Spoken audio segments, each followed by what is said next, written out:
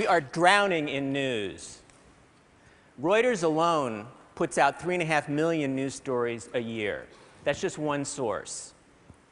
My question is, how many of those stories are actually going to matter in the long run? That's the idea behind The Long News. It's a project by the Long Now Foundation, which was founded by TEDsters, including Kevin Kelly and Stuart Brand. And what we're looking for is news stories that might still matter 50 or 100 or 10,000 years from now. And when you look at the news through that filter, a lot falls by the wayside.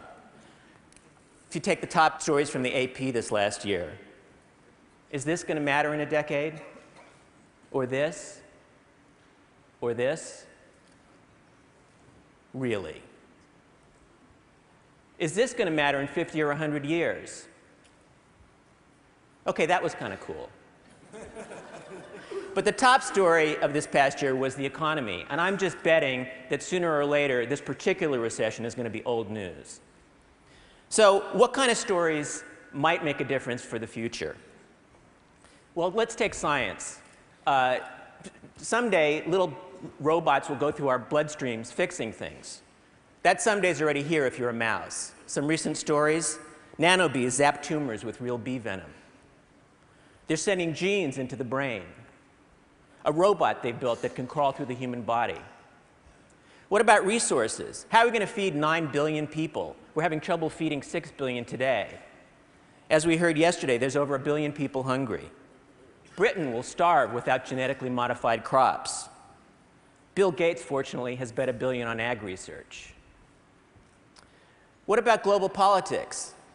The world's going to be very different when and if China sets the agenda, and they may. They've overtaken the US as the world's biggest car market. They've overtaken Germany as the largest exporter.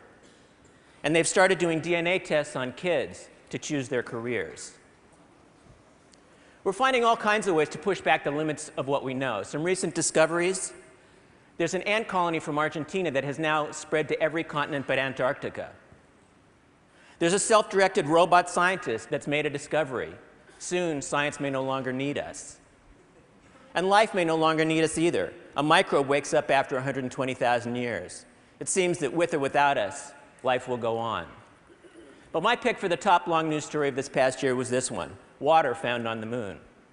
It makes it a lot easier to put a colony up there. And if NASA doesn't do it, China might, or somebody in this room might write a big check.